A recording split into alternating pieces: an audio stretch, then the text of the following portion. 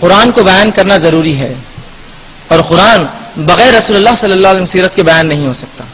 جیسے کہ ہم جانتے ہیں قرآن کریم ایک جامع کتاب ہے، لیکن اس کے باوجود تعلیم اور تشریح کا یہ تقاضا رکھتی ہے، کوئی اس کی تعلیم دے، کوئی اس کی تشریح اور توضیح کر کے ہمیں بتائے، یہ اس کا بہرحال تقاضا ہے۔ اور تفصیلات جو ہے حدیث میں موجود ہے، یہی تفصیلات توضیح کی حدیث میں موجود ہے۔ نماز کا طریقہ حدیث میں موجود ہے، زکوٰۃ کتنی دے، کیسے دے، کس کو دے، کتنی نکالے، پوری دولت دے دے، آدھی دے، 10% دے، 20-25 پتہ نہیں، احادیث نے بتایا کتنی دینا ہے، کیسی دینا ہے، کس کو دینا ہے، کتنا دینا ہے۔ اسی طرح جو ہے حج کا طریقہ، اللہ نے حج کرو کہا، کیسے کرے، کب کرے، کیا معاملات ہو، کیا مساکین، کیا طریقے ہو، اور فلاں رسول اللہ نے۔ اسی طرح روزے کا حکم دیا، کب شروع کرے، کب ختم کرے، کتنے دن رکھے، تمام تب تفسیریں رسول اللہ صلی اللہ علیہ وسلم نے سمجھائی۔ تو اس سے پتہ چل رہا ہے اس کی کتنی سخت امت کو ضرورت ہے، اس کے بغیر قرآن کو سمجھنا گزیر ہے، ناممکن ہے، بلکہ ہم غلط راہ پہ چل جائیں گے اگر اس کو چھوڑ دیں گے تو۔ آئیے حاکم کی روایت،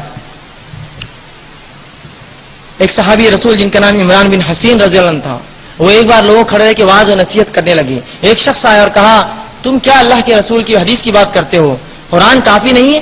اس لیے کہ قرآن میں حدیث کی کوئی بنیاد نہیں ملتی۔ تو وہ صحابی رسول عمران بن حسین رضی اللہ عنہ خوب غصہ ہو گئے، ناراض ہوئے، اور کہا، ادرا تو اور تیرے ساتھی کیا کبھی قرآن پڑھتے ہیں؟ تو کہا ہاں پڑھتے ہیں۔ تو کہا مجھے بتا پھر اس قرآن سے نماز کا طریقہ کیا ہوگا، اور بتا مجھے اس قرآن سے کہ زکوٰۃ کا طریقہ کیا ہوگا، کس کو کتنی دیں گے، مال میں کتنی، سونے چاندی میں کتنی، غلے میں کتنی، جانور میں کتنی، اب تو بتا مجھے وہ چیز۔ تو شخص پریشان ہو گیا اور کہا میرے لیے مشکل ہے بتانا۔ تو کہا یہی بات رسول اللہ کی سنت نے بتائی، اسی لیے میں سنت حدیث رسول بھی سنا رہا تھا قرآن کے ساتھ۔ تو وہ شخص نے توبہ کی، ان کا درد سنا اور کہا کہ مجھ سے بہت بڑی غلطی ہوئی تھی، اب میں اس چیز کو سمجھ پایا۔ اور حسن بصری رحمہ اللہ کہتے ہیں جب اس کا انتقال ہوا اس شخص کا تو وہ بڑا فقیہ کہلایا، اس امت کا بہت بڑا فقیہ ہو چکا تھا جب اس کا انتقال ہوا، جب اس نے نصیحت مانی جو ہے عمران بن حسین رضی اللہ عنہ صحابی رسول کی کہ قرآن جو ہے اس کی تفسیر